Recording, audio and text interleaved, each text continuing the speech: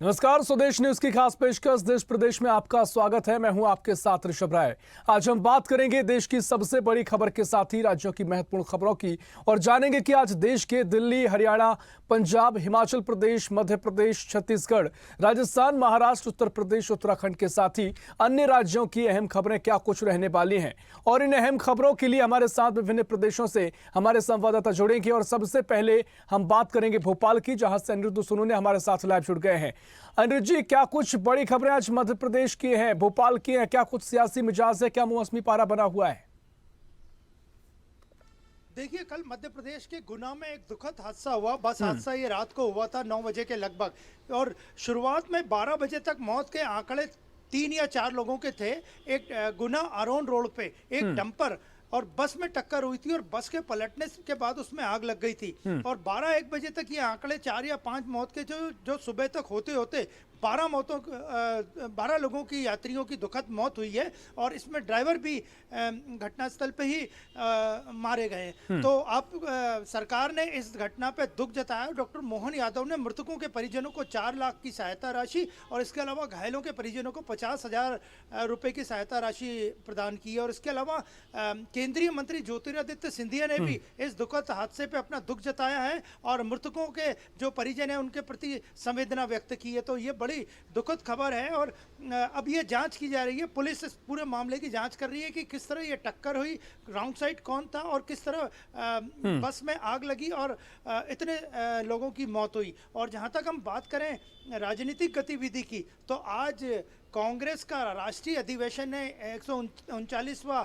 स्थापना दिवस पर नागपुर में। और प्रदेश अध्यक्ष जीतू पटवारी आज सुबह बाय रोड नागपुर के लिए रवाना हुए हैं। वे होशंगाबाद से होते हुए, बैतूल से होते हुए नागपुर पहुंचेंगे। और जीतू पटवारी के साथ कुछ अन्य पदाधिकारी भी हैं मध्य प्रदेश कांग्रेस कमेटी के, जो आज नागपुर में कांग्रेस के स्थापना दिवस में जो रैली आयोजित की जा रही है उसमें शामिल होंगे। और इसके अलावा अगर हम बात करें प्रशासनिक खबरों की, तो राज्य सरकार ने मध्य प्रदेश में आचार संहिता के चलते जन सुनवाई जो हर मंगलवार को प्रत्येक जिले में होती थी वो बंद कर दी थी। और आचार संहिता समाप्त होने के बाद अब सामान्य प्रशासन विभाग ने आदेश जारी किया है कि आने वाले मंगलवार से प्रदेश भर के कलेक्टर कार्यालयों में जन सुनवाई फिर शुरू होगी, जिससे कि लोगों को सुविधा हो, लोगों की समस्याएं जिलों में ही उनका तत्काल निराकरण हो। और जहां तक बात करें कांग्रेस और भारतीय जनता पार्टी की, तो दोनों पार्टियां मध्य प्रदेश में चुनावी मोड़ में हैं।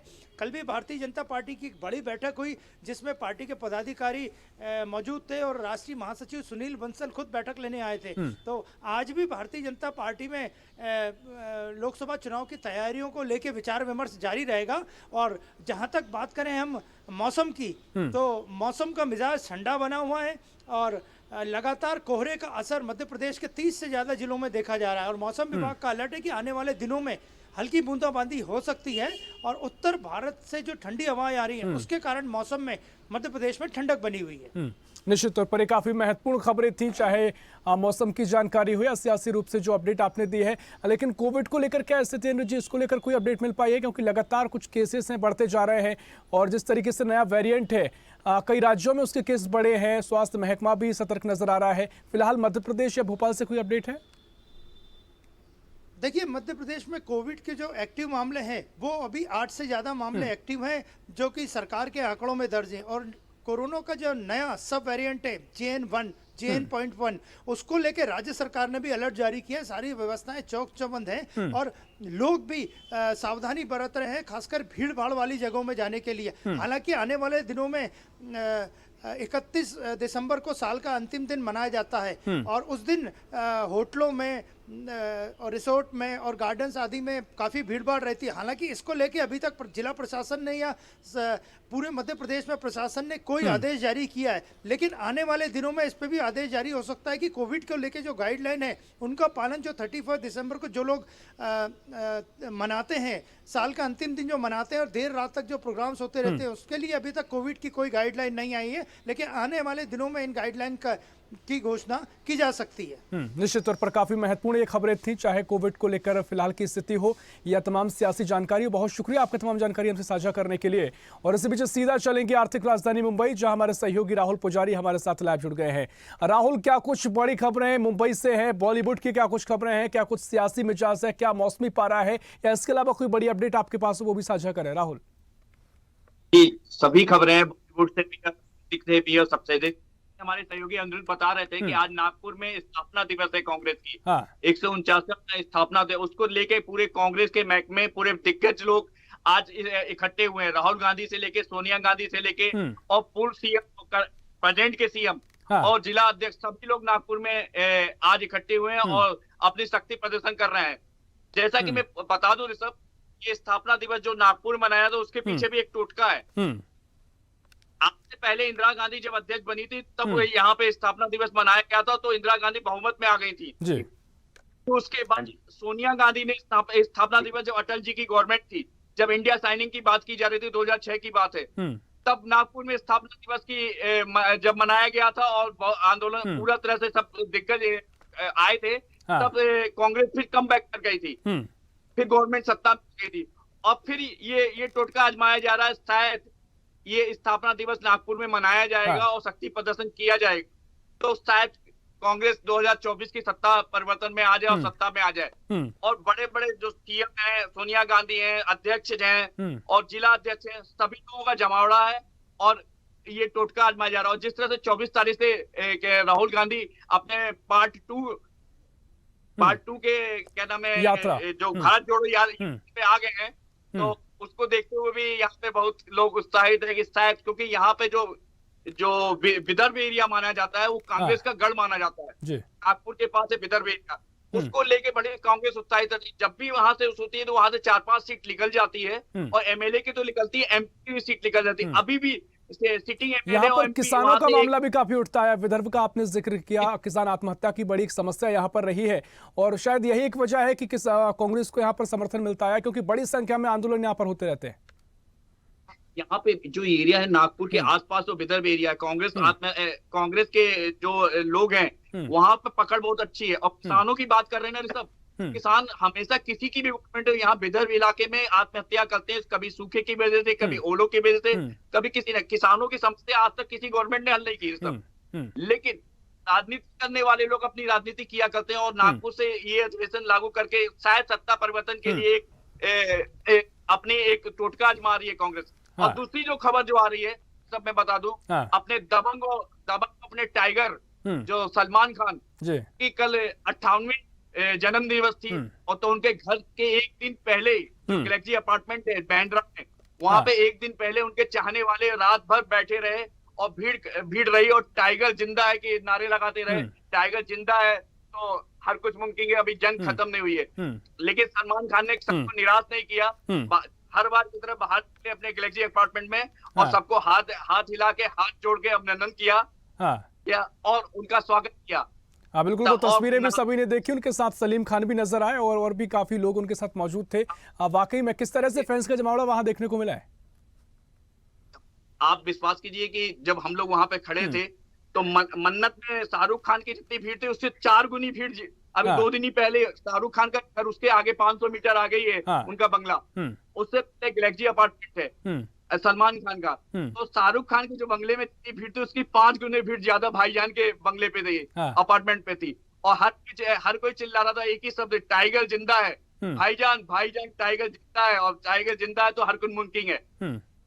जी सब। और तीसरी जो खबर जो आ रही थी महाराष्ट्र से, वो कोरोना को लेके, कोविड को लेके, जिस तरह से पूरे हिंदुस्तान में कोविड फैला हुआ है, भारत में फैला हुआ है, उसको लेके कल 87 नए मामले कोविड के आए और 2 लोगों की मृत्यु भी हो गई। और कोविड पूरी तरह से फैलता जा रहा है, एडवाइजरी स्वास्थ्य विभाग द्वारा जारी भी किया गया।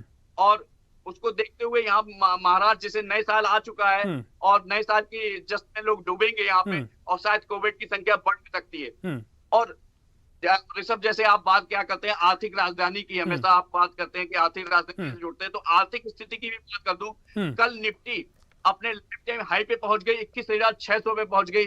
जिन लोगों ने पैसे लगाए थे बॉम्बे स्टॉक एक्सचेंज और निफ्टी में, उसके पैसे दूने हो गए। और जितने आईपीओ आए अभी तक 2023 में 30 से 40% का ग्रोथ लोगों के पैसे का हुआ। ऋषभ, निश्चित तौर पर काफी महत्वपूर्ण खबरें थी, आर्थिक जगत की खबरें हो, बॉलीवुड की हो या सियासी मिजाज हो, लेकिन मौसम को लेकर क्या अपडेट है? हालांकि लगातार आप कहते आए हैं कि मौसम वहां का सामान्य रहता है, उतनी सर्दी भी नहीं पड़ती यहाँ पर, लेकिन फिलहाल कोई अलग अपडेट है?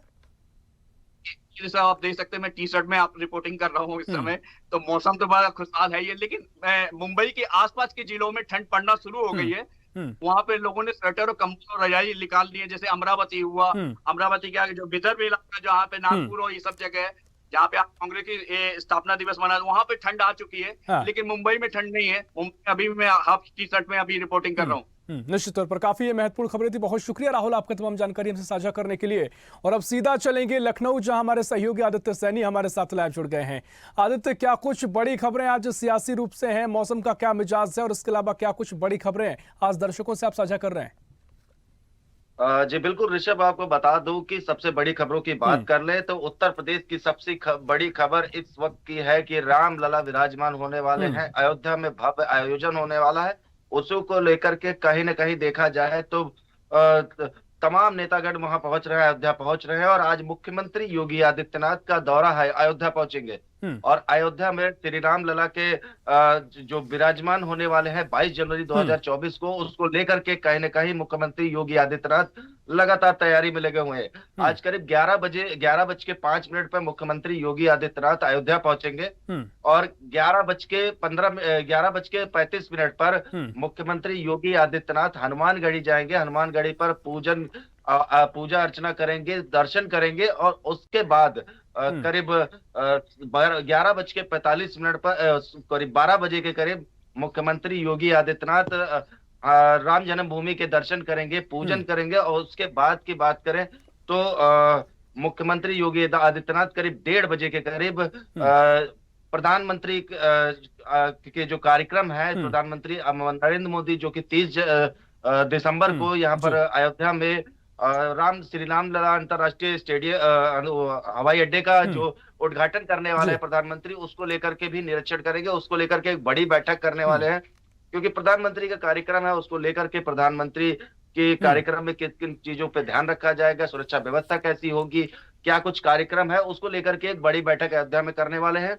और मुख्यमंत्री योगी आदित्यनाथ की बात करें तो लगातार जो रामलला विराजमान होने वाले हैं 22 जनवरी का जो बड़ा कार्यक्रम है, उसको लेकर के मुख्यमंत्री योगी आदित्यनाथ कहीं भी कोई कसर नहीं छोड़ना चाह रहे हैं। कहीं ना कहीं देखा जाए तो पूरी तैयारी में उत्तर प्रदेश सरकार है। और लगातार आपको बता दूं कि पहले जो इस तरीके से अयोध्या देखने को मिल रही थी ऋषभ, बिल्कुल देखिए तैयारी लगातार भव्य की जा रही है, लेकिन साथ ही जो और भी दलों के नेता हैं, ऐतिहासिक पूरा इतिहास रहा है, 500 साल का इतिहास पूरे मंदिर के पीछे के संघर्ष का रहा, लेकिन कई नेताओं को न्योता दिया जा रहा है, उस पर भी सियासत देखने को मिल रही है, बयानबाजी देखने को मिल रही है। फिलहाल किसी तरह की बयानबाजी या कुछ अपडेट इस पूरे मामले को लेकर? ऋषभ बिल्कुल आपको बता दूं कि जिस तरीके से बयानबाजी की बात करें तो अखिलेश यादव और समाजवादी पार्टी जो कि मजबूत विपक्ष माने जाते हैं उत्तर प्रदेश के अंदर, तो उसी तरीके से जो डिंपल यादव है, कांता डिंपल यादव, उनका अखिलेश यादव और डिंपल यादव का जो बयान आया, तो डिंपल यादव ने साफ तौर पे कह दिया कि अगर हमें निमंत्रण मिलता है तब तो हम जाएंगे ही, अगर निमंत्रण हमें नहीं मिलता है फिर भी हम जाएंगे, क्योंकि राम तो सबके मन में बसते हैं। इस तरीके के जो बयान आए हैं समाजवादी पार्टी की तरफ से, तो वो भी एक तरीके से कहीं ना कहीं देखा जाए तो चौंका देने वाली बात है।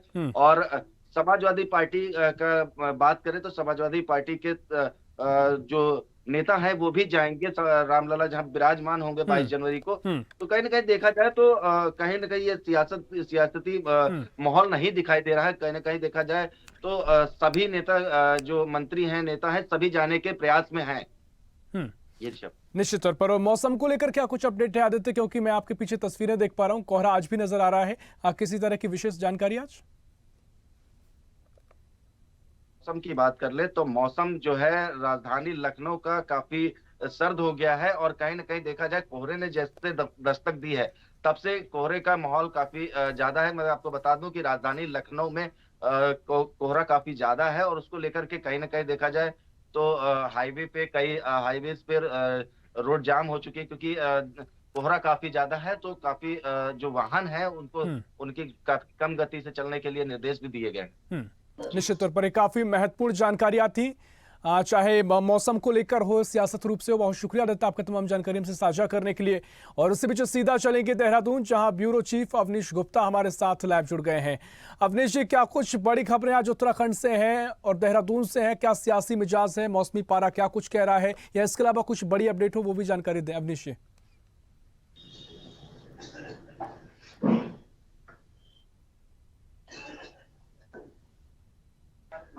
अवनीश जी, आवाज सुन पा रहे हैं? फिलहाल तकनीकी संपर्क नहीं हो पा रहा है, लेकिन तमाम अपडेट्स आपको हम लगातार दे रहे हैं। ये तमाम अपडेट्स थी, चाहे उत्तर प्रदेश की सियासत का मिजाज हो, इससे पहले महाराष्ट्र की तमाम खबरें थी। महाराष्ट्र में भी सियासी पारा लगातार गरमाया हुआ है। नागपुर में कांग्रेस की एक बड़ी बैठक होने जा रही है और लोकसभा की तैयारी में कांग्रेस यहां जुटती नजर आई है। इससे पहले मध्य प्रदेश का जिक्र हो तो मध्य प्रदेश को लेकर भी तमाम सियासी अटकलें तेज हैं और जिस तरीके से मंत्रिमंडल विस्तार हाल ही में हुआ है, अब विभागों के बंटवारे को लेकर भी यहां पर कई कयास लगाए जा रहे हैं, किस मंत्री को कौन सा विभाग मिलेगा। ऐसी तमाम खबरें हैं और मौसमी पारा लगातार सर्द बना हुआ है। अलग अलग प्रदेशों में मौसम का मिजाज भी अलग अलग देखने को मिल रहा है। कुछ खबरें मुंबई से हमारे सामने आई, जहां मुंबई में वो मौसमी पारा फिलहाल सामान्य बना हुआ है और जिस तरीके की सर्दी उत्तर भारत में पड़ती दिखाई दे रही है, उसका ज्यादा असर मुंबई में यहां देखने को नहीं मिल रहा है।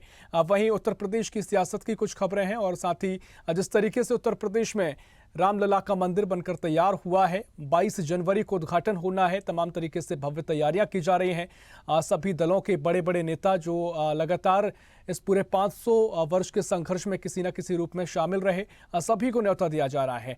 और इस बीच सीधा चलेंगे राजधानी रायपुर, जहां हमारे सहयोगी शशिकांत साहू हमारे साथ लाइव जुड़ गए हैं।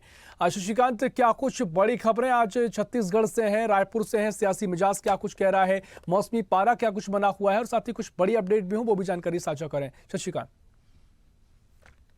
मुख्यमंत्री विष्णुदेव साय के आज दौरे की बात की जाए तो मुख्यमंत्री विष्णुदेव जो आज रायगढ़ से रायपुर लौटेंगे। वे करीब 10:15 पर रायपुर लौटेंगे और जो है कुशाभाऊ ठाकरे परिसर में जो है आयोजित बैठक में शामिल होंगे। इसके अलावा कुशाभाऊ ठाकरे में जो नए विधायक जिसकर सामने आए हैं उन विधायकों का सम्मान समारोह भी रखा गया है। तो इन सम्मान समारोह में विष्णुदेव साय समेत तमाम जो बीजेपी के विधायक है, मंत्री हैं, सभी शामिल होंगे और उनका सम्मान किया जाएगा। उसके अलावा कई बैठकें भी आज कुशाभाऊ ठाकरे परिसर बीजेपी कार्यालय में हो सकती है। इसमें मुख्यमंत्री विष्णुदेव शामिल होंगे और कहीं न कहीं जिस तरह की स्थिति अभी मंत्रिमंडल में बनी हुई है, किसको कौन सा विभाग दिया जाए, इसको लेकर कहीं न कहीं विस्तार से चर्चा हो सकती है। उसके बाद जो है मंत्रिमंडल को जो है विभाग का विस्तार किया जा सकता है। साथ ही जो है मुख्यमंत्री विष्णुदेव साय इसके बाद जो है जसपुर के लिए रवाना होंगे। जसपुर में वे